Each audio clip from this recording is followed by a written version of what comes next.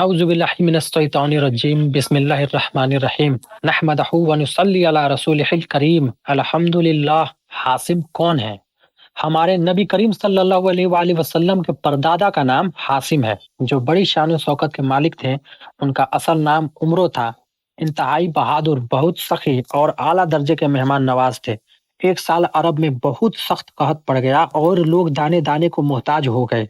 यानी सूखा पड़ गया और लोग दाने दाने को मोहताज हो गए। तो यह मुल्क शाम से खुश्क रोटियां खरीद कर हज के दिनों में मक्का पहुंचे और रोटियों का चूड़ा करके ऊंट के गोश्त के शोरबे में शरीर बनाकर तमाम हाजियों को खूब पेट भर कर खिलाया। उस दिन से उनको लोग हासिम यानी रोटियों का चूड़ा करने वाला कहने लगे। चूंकि यह अब्द मनाफ के सब लड़कों में बड़े और बासलाहियत थे, इसलिए अब्द मनाफ के बाद काबा के मतवल्ली और शजादा नसीन हुए। बहुत हसीनो खूबसूरत और वजीह थे। जब सीने शऊर को पहुंचे तो उनकी शादी मदीना में कबीला खजरज के एक सरदार उमरों की साहबजादी से हुई, जिनका नाम सलमा था, और उनके साहबजादे अब्दुल मुत्तलिब मदीना ही में पैदा हुए। चूंकि हासिम 55 साल की उम्र पाकर मुल्क शाम के रास्ते में बमकाम गज्जा इंतकाल कर गए, इसलिए अब्दुल मुत्तलिब मदीना ही में अपने नाना के घर पले बड़े, और जब 7 या 8 साल के हो गए तो मक्का आकर अपने खानदान वालों के साथ रहने लगे।